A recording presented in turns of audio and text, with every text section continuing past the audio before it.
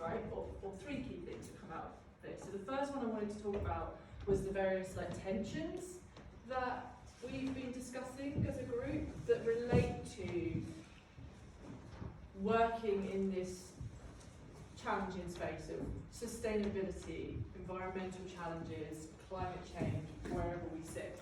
And then also as social scientists, as interdisciplinary researchers, so there's all these different tensions, and I've picked out three in particular.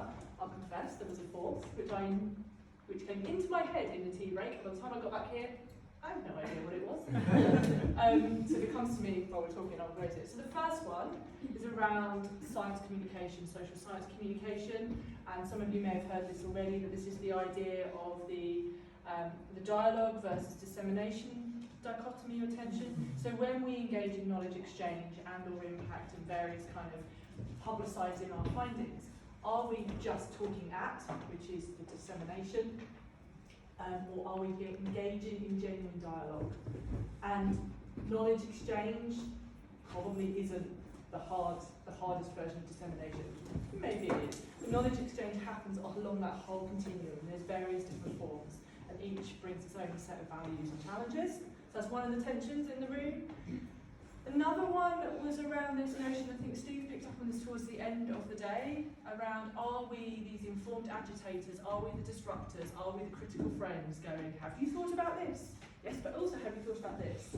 And we are. Social science can definitely do that, right? That's what we're really good at. In fact, we're almost too good at it, because then we almost forget to do the other end of that tension spectrum, which is the help and the guide and the make clear recommendations. Be bold. Synthesise what you know from you, from your colleagues, from your discipline, from beyond your discipline, and make 1, 2, 3 clear calls to action for the people you're trying to work with, the people you're disseminating, dialoguing with, sharing your findings with. And then kind of related to that, another tension is the kind of academic practitioner spectrum. Are we academics? Are we practitioners? If we have got our academic hats on, how do we engage with practitioners? And yet in other environments we might go out, we might be nearer the practitioner, and by practitioner I mean using the evidence, right? And I don't just mean using the evidence to inform the next research grant or the next ethics application, but actually being out there in the real world, helping to apply and affect change with social science evidence. I don't pretend to have any answers in resolving those tensions. I think they're genuine, I think they're there, and I think actually as social scientists what we are quite good at is sitting with complexity and acknowledging it and kind of recognising that everything's contextual and that we can move. If we've got any identity researchers in the room, for example, we know that we hold multiple identities. We are more than one thing. I am a psychologist, but I am many other things as well, and I'm lots of different types of psychologists. Depends on who I'm speaking to. And so kind of bringing together those tensions with the idea of the different frameworks we've talked about today, the notion of the different archetypes, which Gary's doing for us at the moment, so the different ways of thinking, being and doing around social science, around whether we are advocates or we're issue honest brokers, issue advocates, all these different ways in which we can frame the practice of science, if you like. I don't think there's one right answer. I think we can be all of these things, as in we can be more than one thing. But I also think that maybe we need to remember we don't have to be all of these things.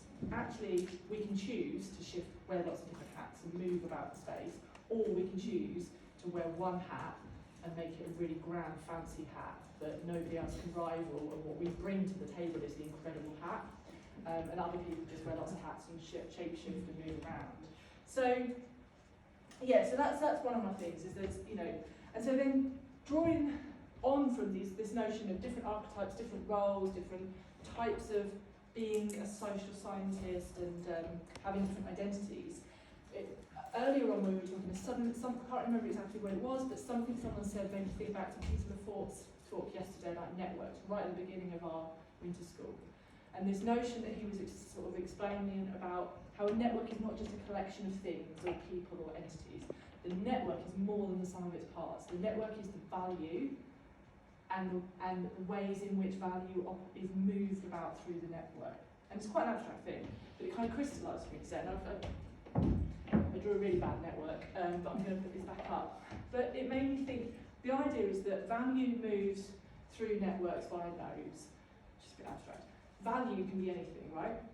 But some of the things that, the concrete examples of value, listening to the talks today, that I came up with were things like training information and resources. That is a value, that's a resource, and somebody in this room knows of a really good training resource, for example, and then here today we can share it. So like Chris was our training resource on impact today, and by having him in the room, he's disseminating the knowledge. That's one example.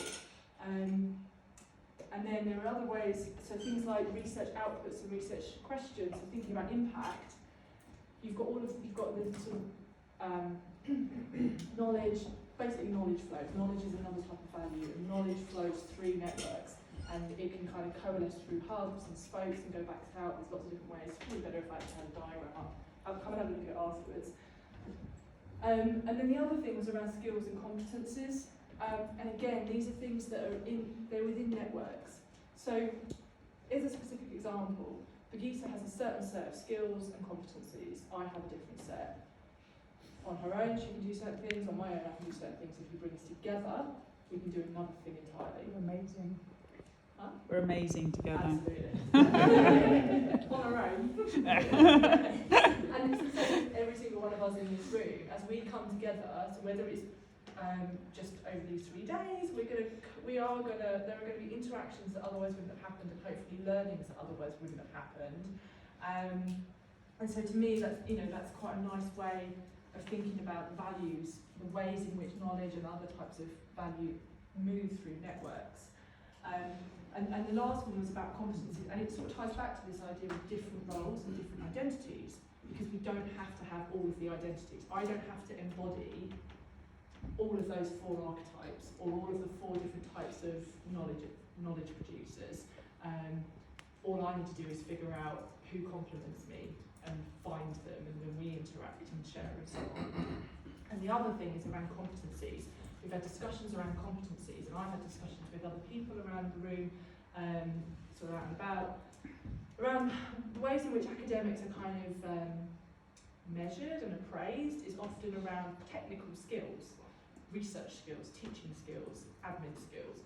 But when you look outside, when you look in civil service, or you look in the corporate world, or you look, I think it was Nuala who gave the example of her institution who's starting to shift towards appraisals being more competency-based. And by competencies we mean things like effective communication, team builders, good leaders, good knowledge brokers, whatever it might be.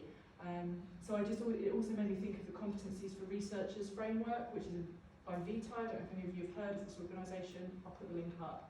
It is behind a paywall, but most institutions, like academic institutions, you can get in. And what I like about the Competencies framework is it talks about different skills that researchers should. It is about skills, but it's about more than skills.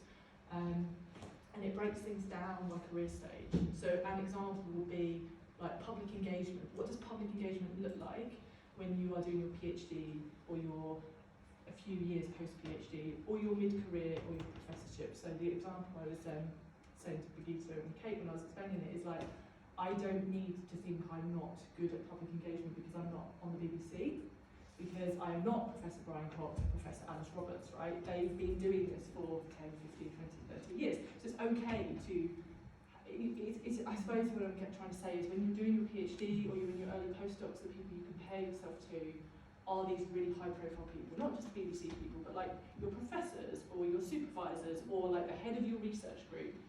And we forget that like they've done the baby steps that we still need to do to get there, and it's totally okay. So that's what I quite like about that framework, is it kind of is a nice way of reducing some of the fear of being an early career academic or researcher or transitioner into a different sector. There's lots of ways of being, and they're all good.